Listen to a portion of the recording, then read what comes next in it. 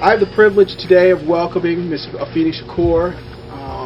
Most of you know her as the mother of legendary poet and hip-hop artist Tupac Shakur. But she's also got much more of a personal history than just being the mother of somebody famous, and hopefully she'll share that with us today. I feel honored and blessed that she came down to the Howard University bookstore to discuss her life and the life of her son. And again, I'd like to thank all of you for coming. I'd especially like to thank Ms. Shakur for coming. Thank you very much. This book, Jasmine Guy has written it. I'm very proud to say that because this is Jasmine's first book. I am a lover of books, and we insisted that Jasmine write this book. She thought she couldn't do it, and I think that she's done a magnificent job, and she's done such a good job that the publisher has asked her to do another one, so we're very proud of that.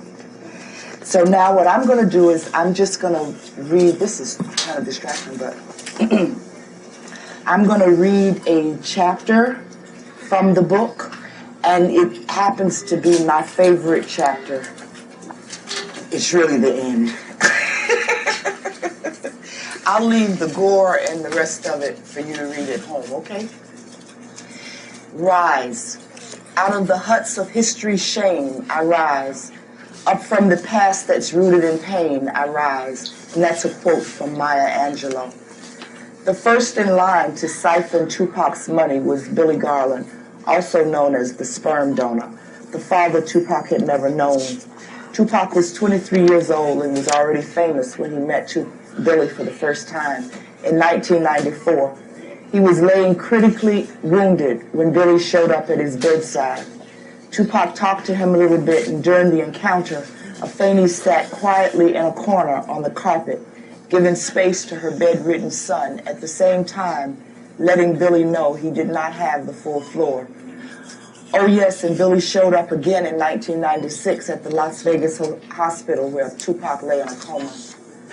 I wonder what good it does for the dying when you're there for them at the end of their lives, but you never showed up for them while they were living.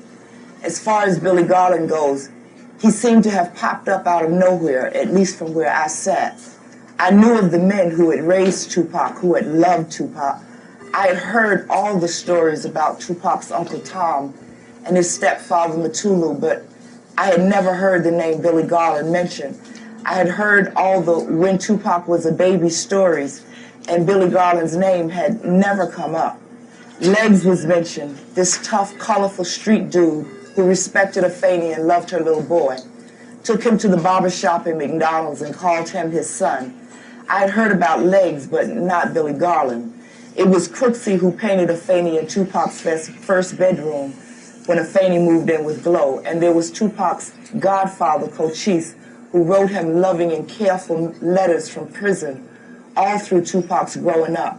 I had heard how Glow kissed the newborn Tupac from head to toe as soon as he came out of the womb, but I had never heard stories of Billy Garland.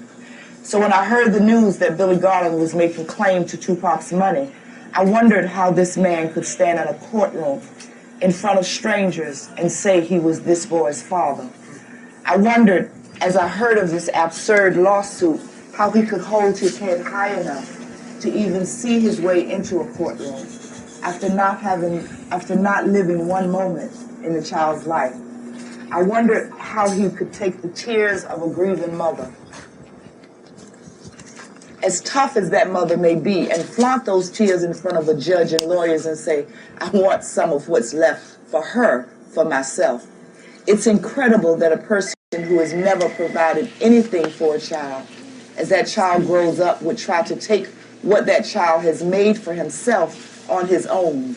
All Billy Garland ever did for Tupac was create a void, which Tupac in all futility searched to fill for most of his life.